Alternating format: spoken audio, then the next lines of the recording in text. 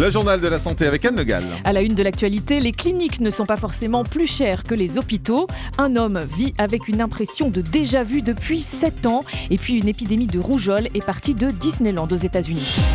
Et tout d'abord, donc les cliniques qui ne sont pas forcément plus chères que les hôpitaux. Oui, une étude révélée ce matin par le journal Le Parisien montre que certains soins sont facturés 5 fois plus cher dans le public que dans le privé. Le site internet 60 millions d'impatients et 60 millions de consommateurs ont mené l'enquête. Et en réalité, nous explique Julien Pierce d'Europe 1, ça s'explique par les dépassements d'honoraires de certains médecins lors de consultations privées. Cette enquête a passé au crible les tarifs pratiqués pour 10 actes très répandus. Et on découvre que certaines interventions peuvent coûter jusqu'à 5 fois plus cher dans les établissements publics. Si on prend l'exemple de l'ablation de la prostate, remboursée 700 € par l'assurance maladie, cette opération est facturée aujourd'hui 800 € maximum dans une clinique privée. Eh bien, il existe un médecin qui, sur son temps d'activité libérale dans un hôpital public, vous demandera pour cette même intervention 4200 €. Pareil pour une opération de la cataracte, 500 € dans une clinique jusqu'à 2000 à l'hôpital. Ces dépassements d'honoraires sont bien souvent à la charge du patient. Les complémentaires santé les remboursent de moins en moins. Le seul avantage de ce système, en réalité, c'est que le malade consulte tout de suite et n'a pas à attendre des mois avant d'être opéré. Cette étude fait écho à un scandale qui avait éclaté en 2011. On avait découvert alors qu'une vingtaine de praticiens des hôpitaux de Paris avaient déclaré 300 000 € de revenus nets annuels pour une seule journée d'activité libérale par semaine. Des abus qui agacent les associations qui sont à l'origine de cette étude, mais les médecins concernés se défendent. Pour eux, ces tarifs sont justifiés par leur haute qualification, leur réputation et la faible retraite qui les attend. La sédentarité tue 2 fois plus que l'obésité. Oui, le manque d'exercice est nocif même si on est mince. Les personnes qui ne pratiquent aucune activité physique ont un risque doublé de décès par rapport aux personnes obèses. Mais selon les auteurs de cette étude publiée dans l'American Journal of Clinical Nutrition, il suffit de 20 minutes de marche quotidienne pour inverser la tendance.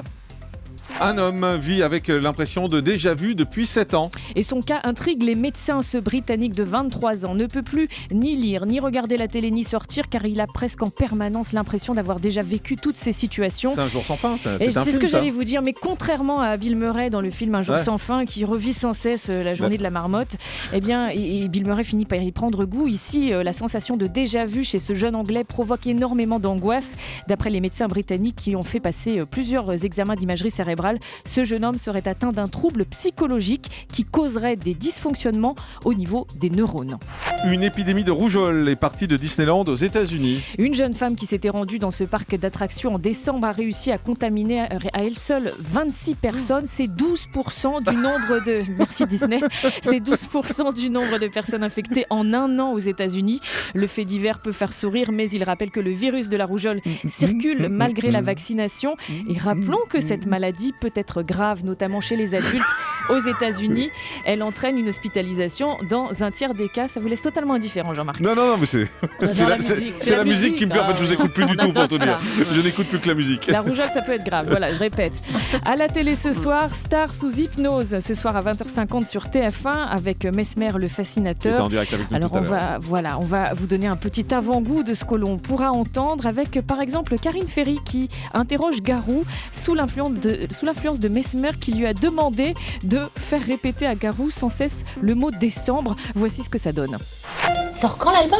L'album sortait le 1er décembre. Tu sais que tu dis Quelle décembre. date on est là? Décembre, je Ouais, dis? tu Décembre. dis décembre. Décembre. Mais c'est pas le décembre, c'est décembre.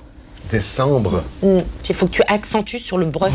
Donc l'album va sortir le 1er décembre. Ah, là, tu vois, tu l'as bien dit. Voilà, à 20h50 ce soir sur TF1.